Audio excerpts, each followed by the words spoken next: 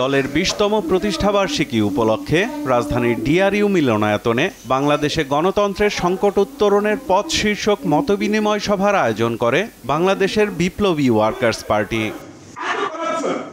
সভায় বক্তারা অভিযোগ করেন, দেশে কোনো রাজনৈতিক সরকার নেই, দুর্বৃত্ত মাফিয়াদের রামরাজত্ব চলছে। কতিপয় ব্যবসায়ী পুরো রাষ্ট্র ক্ষমতা ব্যবহার করে ধন সম্পদ আহরণের একটা হাতিয়ার হিসেবে রাষ্ট্রকে ব্যবহার করছে।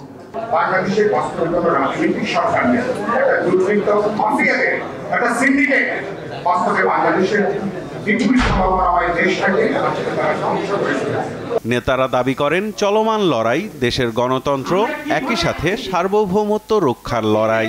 রাজপথে লড়াই যেমন করবেন তেমনি খেয়াল করবেন যাদের মাধ্যমে যেসব দিয়ে যে শক্তি দিয়ে এই অপশক্তিকে নিরপেক্ষ করা যায় কিংবা পরাজিত করা যায়, সেই শক্তিগুলোর সঙ্গেও আমাদের সেই ধরনের সমঝোতা লাগবে। আজকের গণতন্ত্রের সংগ্রাম বিচ্ছিন্ন কোনো ঘটনা নয়, আমাদের সার্বভৌমত্বর সংগ্রামের সাথে এক এবং অভিন্ন হয়ে গেছে। বিএনপি মহাসচিব মির্জা ফখরুল ইসলাম আলমগীর বলেন, বর্তমান সরকার গণতন্ত্রের লেবাসে একদলীয় শাসন প্রতিষ্ঠা করেছে। চলমান আন্দোলনে জনগণ জেগে উঠেছে বলেও দাবি করেন তিনি। বাংলাদেশের যে রাজনৈতিক কাঠামো অর্থাৎ সংবিধানের ভিত্তিতে যেটা আমরা গঠন করেছিলাম সেটাকে সে ধ্বংস করে দিয়েছে। সমস্ত অর্থনৈতিক যে স্তম্ভগুলো, যে কাঠামোটা, সেটাকেও সে বিনষ্ট করেছে। যারা মনে করছেন যে মানুষ এখনো জেগে ওঠেনি, আমি সবিনয়ে তাদের বলতে চাই যে মানুষ জেগে উঠেছে। আমরা হয়তো সেই তাদের জেগে ওঠাটাকে কাজে লাগিয়ে চূড়ান্ত যে আপনার বিজয় অর্জন করা, সেটা আমাদের এখনো সম্ভব হয়নি।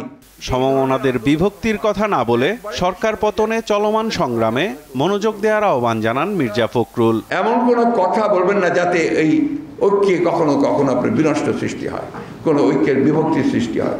সবাইকে নিয়ে আসতে হবে।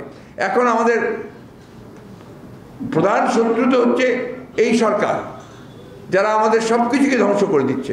এই সরকারকে দূরে সরিয়ে ফেলে দেওয়ার জন্য আমাদেরকে সবাইকে নিয়ে একসাথে কাজ করতে হবে। গণতন্ত্র ফিরিয়ে আনার আন্দোলনে তরুণদের সম্পৃক্ত হওয়ার আহ্বান জানিয়ে বিএনপি মহাসচিব বলেন, আন্দোলনে কৌশল বদলালেও লক্ষ্য একটি, বর্তমান সরকারের পতন। কৌশল তো সবসময় বদলাতে পারে, কিন্তু লক্ষ্য তো আমাদের এক। সাইফুল রিপন, দেশ টিভি, ঢাকা। ফেলতে হবে, সরিয়ে দিতে হবে।